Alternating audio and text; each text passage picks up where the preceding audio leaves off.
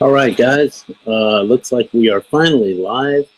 A couple of minutes late for the this edition of the Mac Forum video chat. Hope that you stuck with us. If you went to the old link, there should be a new URL posted there. Something went wrong with that page right as we were about to activate. Rebooting did not fix the problem, so we posted a link to this page and hope you made it. Okay. Okay, let's see. Got a minor little error there. We are having all kinds of issues with Google tonight for some strange reason. I'm not sure what's going on. Hopefully we'll make it through the cast without any further ado and confusion, behavior. Let's go ahead and kick things off. Maybe we can get it wrapped up before things get too far out of hand here today. As usual, we're going to start off with a little site roundup here. We have a total of 283,412 threads, 1,556,571 posts, made by a total of 289,445 members. The newest member, is That Tech Bunny. So welcome to new user That Tech Bunny, and to all of our new members that have joined in the last week since the last podcast happened. So hopefully you will enjoy this week's episode.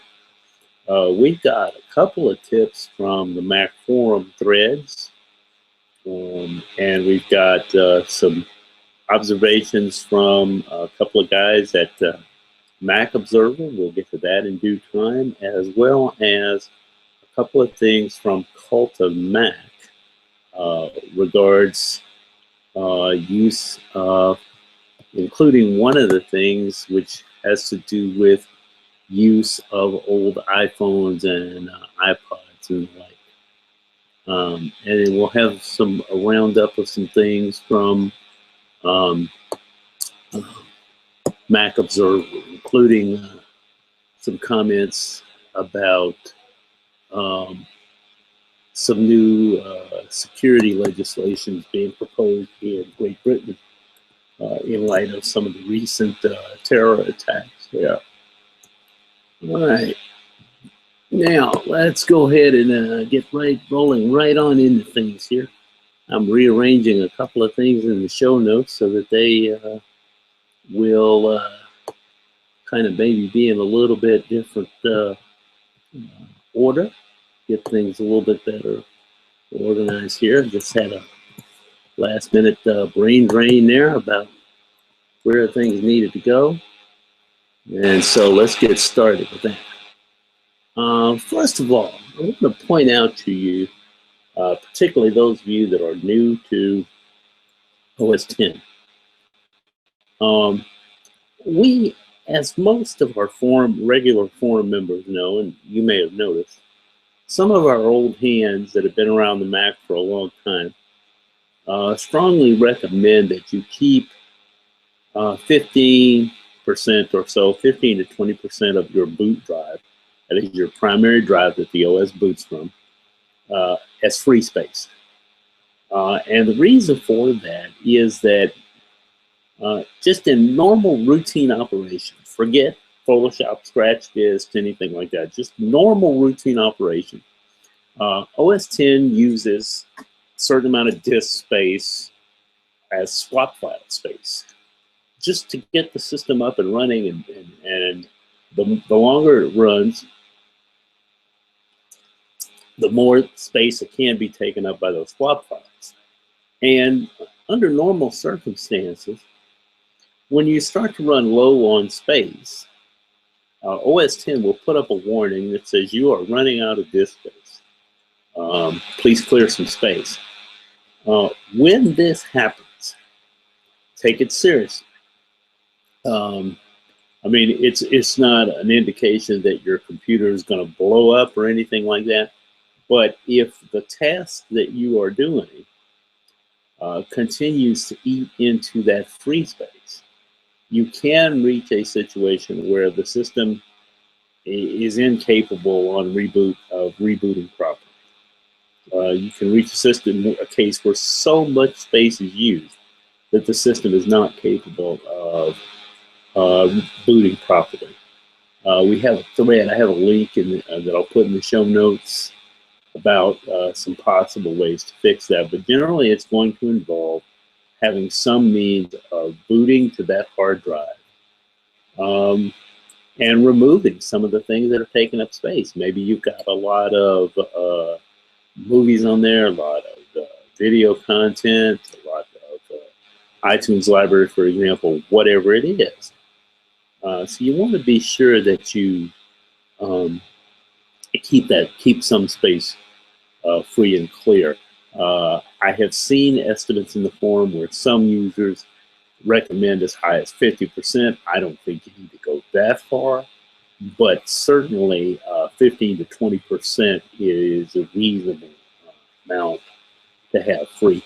That may be more than some users need, but it should prevent you from having to deal with that issue of the system not being able to start up because of a lack of disk space. Another thread that I paid a good bit of attention to this week had to do with some intermittent crashes caused by memory errors. This comes from user More Ice, who describes some of the troubleshooting techniques used to solve an issue that had been going on for quite some time that turned out to be due to bad RAM. Now, I've had a similar experience years ago on a G5, on an old G5 that I had. It was a new machine at the time. I had some additional memory added to it, and almost immediately, whenever I would run iMovie, anything like that, it was anywhere remotely memory intensive, it would crash, and sometimes just crash in general operation. And happened to be out of town for a while, so wasn't able to work on solving the problem. And in fact, joined a different Mac forum because it was specifically devoted to the G5 in hopes of finding an error, finding a result and solution to that error. And I had run the Apple hardware test, and the memory had passed. I had run, I believe I had used TechTool, a couple other things, memory had passed. And somewhere after a couple of months of internet searching, when I finally got back around to working on the problem, because the machine had become virtually unusable at that point, and you're talking about a new machine. And I am, depending on which direction you drive, several hours from an Apple store, and at least 75, 80 miles from an authorized Apple retailer, and that's one way. So it was important to me that I solve this problem without having to lug the machine to one of the vendors, because you're talking about a machine that weighs 40, 45 pounds on the G5. That's a lot, not to mention the time lost and all that. And I ran across an article that suggested a piece of software to run, and it found the memory error immediately. And I was able to correct the problem and get new memory that was up to spec. Let me say, if you read that thread in the forum, you will see a suggestion that the memory that seems to imply that the memory has to come from Apple. That, in my experience, has not been the case. It is important that the memory be the right spec and that it be from a good quality vendor. Know who the memory manufacturer is, and just as importantly, the vendor that you purchase it from, what is their return policy? other words, if you do get a bad stick, how long is the warranty on that stick ring? If you get a bad stick, what do you have to do? As you will see from reading various forum threads, there seem to be a couple of vendors that have become kind of the go-to guys, so to speak, for memory. I'm not one to imply that the memory has to be from Apple. Over the years, I've bought memory for my Macs from several different vendors. And it was most important that you have the right spec. I don't think it's important either that the memory be from a specific manufacturer, because over the years, Apple's what's called OEM manufacturer for memory has changed a couple of times, if I remember correctly. It's been in a couple of different vendors. So it's not important that the memory be quote unquote Apple branded memory. It's just got to be the right spec, and it's got to come from a vendor that has a decent return policy, so that if you do get a bad stick, or you get a stick that's out of spec, then you have an option to return. Right, that's a good one. Those two troubleshooting tips come directly from various Mac forum threads. I'll have those posted in the show notes for you a bit later this evening. As I say, we were a little later getting started because of the little hang up there with the Google setup. And no, I was not hung up by the football game this week. Yes, I know it's on, but haven't let that distract me from doing this show this week. See the sacrifices I make for you guys. All right, and some of the other things that I want to move on to as we go along here. Let me close that. That's not good. Just to get us moving along the line a little bit further. Some of the other things that I ran into this week, a couple of things from Mac Observer and Cult of Mac, both. One of the upsides of upgrading to Yosemite is that you can now accept calls on some of your Macs and pass them back and forth easily between the iPhone, the Mac, etc. But the downside is, let's say you have a Mac and an iPhone in the same room. Both devices will ring, and there's just a tad bit of a time lag. So they don't all ring at exactly the same moment in time. That's annoying to some people. There isn't a great fix at this point, but Cult of Mac does have a few ideas about what to do about it, and I'll have a link to that article in the show notes rather than going through all of it. It's a little odd to try to explain, and it has to do with managing rings on multiple devices. So I'll pass that along to you. And also, on Cult of Mac, they have an article explaining 7 things that you can do with older iOS devices, iPads, iPhones, and the like, even going back as far as the original iPhone. And some of the things, I think, are things that most of you have probably thought about. One of the suggestions in the article, the author had set the iPhone up for his one of his children to use to play music to go to sleep.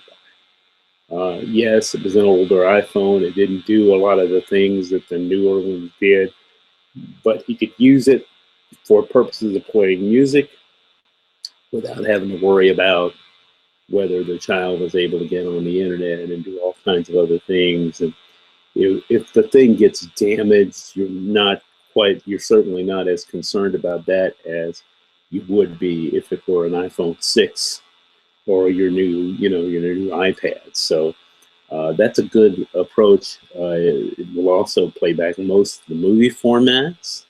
Of course, you are limited by the amount of data space, but when you're using it for situations like that, there's some good uses there. There are some products available that will turn it into a remote control, depending on how much capability you need there. That's an option. Um, Another thing that came up as a potential use is taking that iPhone and basically setting it up and using it as an alarm clock. Not just because of the alarm clock feature built into it, but because of other alarm apps that are available, or using it, for a variety of other purposes, similar kinds of things. In the article that I read, they happen to mention that if you're surfing, okay, if you are surfing the iTunes store looking for apps on a new device, it's going to show you the stuff using the new operating system, the newest iOS operating system. So it's going to show you 7 and 8. Let's say you're on an iPhone 6, it's going to show you the recent stuff. But it's going to miss, you're going to have to wade through a lot of software that won't work on the older devices. If you surf the iTunes store on the older device, that can be a little slow. So the article in there includes a search phrase that you can use in a search engine to search the iTunes store using something like Google and make it search for the older applications and cut out the newer stuff. So if you know, for example, that your iPhone 3 GS, like the one that my wife has, is limited by the OS that it can run, you can search for software that only runs on that machine. Download that software, then sync it with iTunes, and get that software on there. Ebook reader, there's some ebook readers that are available, audiobook readers and the like. So a lot of good uses there for that older technology that may be sitting around in your own particular little technology museum. So there are 7 different things there listed as suggestions. Another thing that I ran across on Cult of Mac is some security tips for people, common security mistakes that people make. And it includes using the same passwords for all of your websites where you have different online profiles and forums and the like. Of course, the obligatory using weaker passwords, that's an issue. But there are some other security issues there. It's compiled by comments from 3 different security experts, and a couple of them I had not thought of. It mentions making sure that when you go to a website to purchase something, that you look for the HTTPS designation and the little security certificate icon. That's not a 100% guarantee that everything's legit, but it's better to see it than not. And one of the suggestions was using things like the Apple Pay system and Google Wallet rather than just credit card number, and that's because of the number of websites that have had data breaches in recent months and that kind of thing. So I'll post that as well. And as I say, there are some other tips in that article. I won't go through all of them. Some of them escape me at the moment, and when I'm looking at just the one screen, it's real easy to get some of them not listed correctly. Another interesting article there that came out of Mac Observer is talking about some of the things that are leading some of the quote-unquote Mac experts to believe that OS X is not They wouldn't go so far as to say that it's um, bad, just merely that it may not be quite as bulletproof, if you will, um, as it once was in terms of stability and the like. You know, the idea that it just works may no longer apply to OS 10. One of them, Jim Tannhaus, and comes from over at Mac Observer. This is the article that I'll post, has a summary of comments from several different people. And he's suggesting that Apple's policy of frequent OS updates, this idea of once a year or once every 18 months doing a major update, has been a failure. That maybe it's time for another snow leopard. And by that, I think he means something that takes a little longer to develop. I'm not sure, you know, if you read the net, particularly on Mac Forum, you will hear a lot of comments that make you think that Snow Leopard was like the greatest version of OS 10 ever to come down the pipe, and there'll never be anything better. I don't quite buy that, but I do believe that it is a little more difficult to push out a quality OS in the amount of time that Apple has developed the recent ones. When you shoot for annual releases, like 10.7, 10.8, 10.9, 10.10, annual releases, and you're also working on iOS updates, improvements, hardware improvements, and etc. That's an interesting challenge to try to wrangle. And there's some interesting thoughts there about perhaps maybe it's time to lengthen that development cycle a little bit. I don't know if you'll agree, but it's worth a read. Another one, Kirk McLaren, excuse me, Kirk, who, as most of you know, is a frequent contributor to Macworld, and all-around designated iTunes guru, is pointing out some ways in which he thinks iTunes thinking is broken and basically begging Apple to fix it.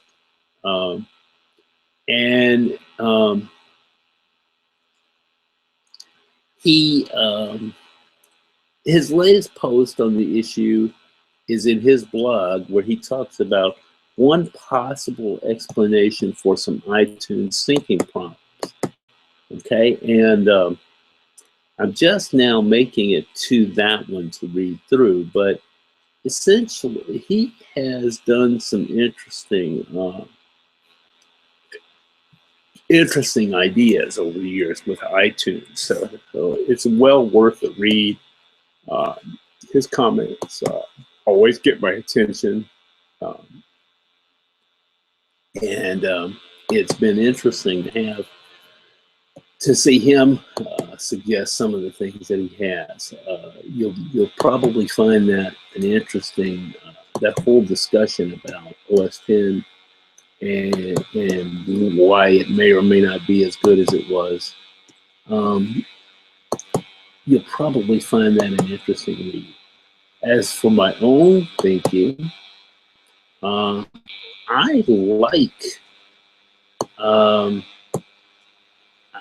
like the feature set that's been included with Yosemite in recent months.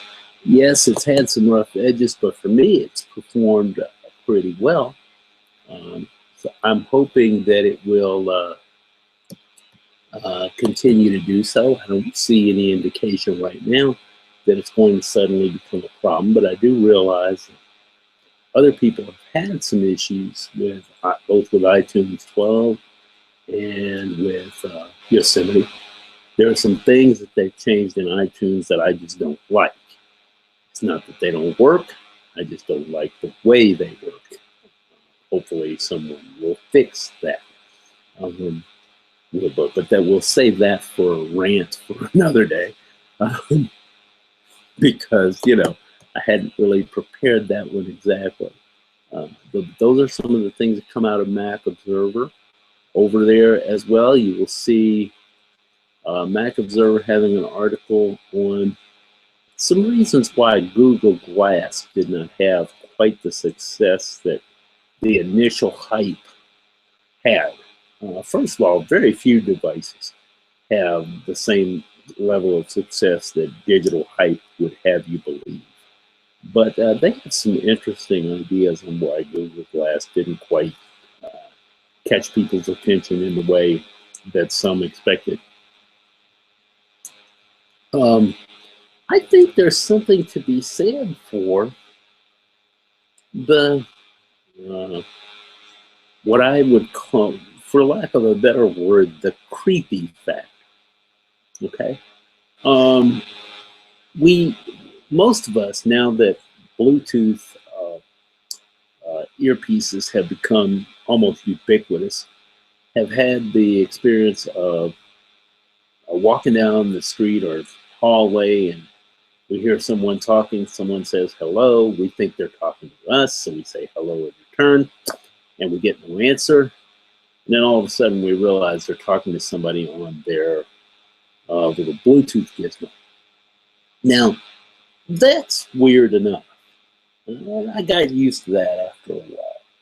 But I, I think it would take me a little longer to get used to the idea of the possibility of having everywhere that I go, the possibility that someone is using a set of Google glasses to record things and upload them. And yeah, I know that day is probably coming and we're farther along toward that than some people would like. But I just think right now there are a lot of people, even a lot of people who normally like technology, such as myself, who are not quite ready to go that route, so to speak. And so there's probably going to need to be some kind of intermediate device that gets us a little more comfortable with it. I think that's why one of the reasons the Apple Watch might work for a lot of people. The things that it seems to be able to do, if the initial um, commentary and suggestions are right, are things that people are more comfortable with having a smartphone or smart accessory um, do. And I think that's where we're going to see wearables go. Not necessarily smart watches or smart bracelets, but smart accessories in general. Something that you wear that does a specific task or set of tasks. And it might be that you wear 2 or 3 different devices to get them done, but if they integrate seamlessly, I think people will accept that because then they can choose which things they get done. I think a lot of people like the idea of the Google Glass and being recorded. And of course, there are some technical issues right now. Batteries probably need to be smaller, uh, but and I think there will be a second generation probably at some point, and the second generation will probably be a little more user friendly. That's been true of most technology in the past, but we'll see what comes of that. Mac Observer also looked at the recent increase.